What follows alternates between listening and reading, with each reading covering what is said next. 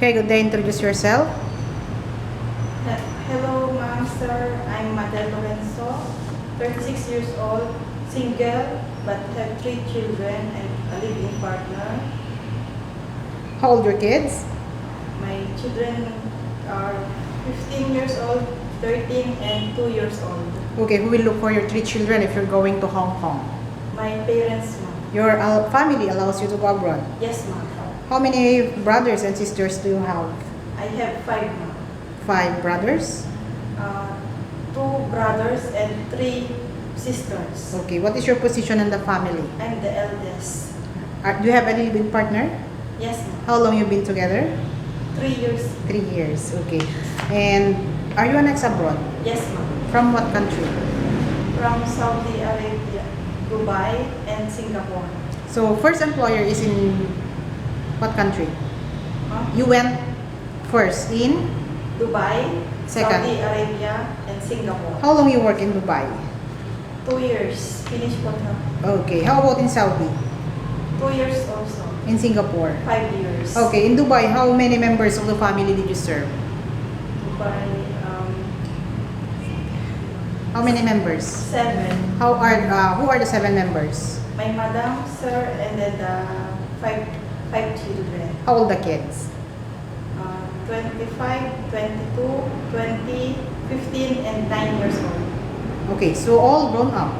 Yes. How many helpers in the house? 2. Okay. You are 2.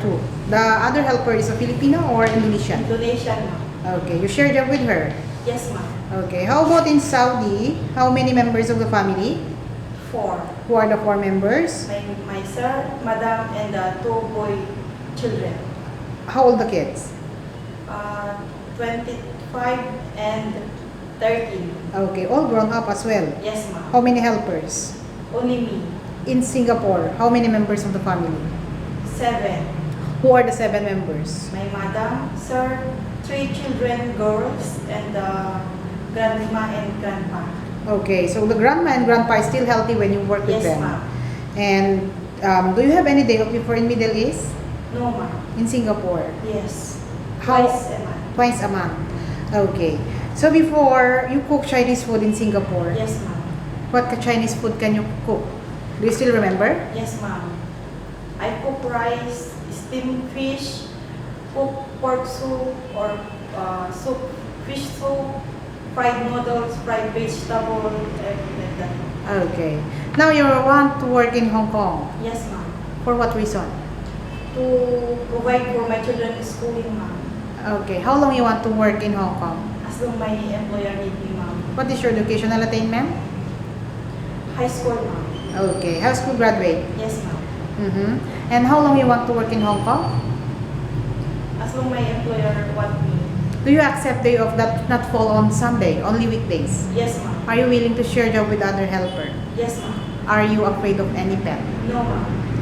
Are you willing to look for newly born baby in Hong Kong? Yes, ma'am. You love kids? Yes, ma'am. Can you handle naughty kids? Yes, ma'am. Your future employer now is watching you. What can you assure and promise to them? Yes, ma'am. Hello, sir. If you hire me, I will do my best to take care and to help in your house and to your children. So, thank you. Okay, thank you very much. HL 2318.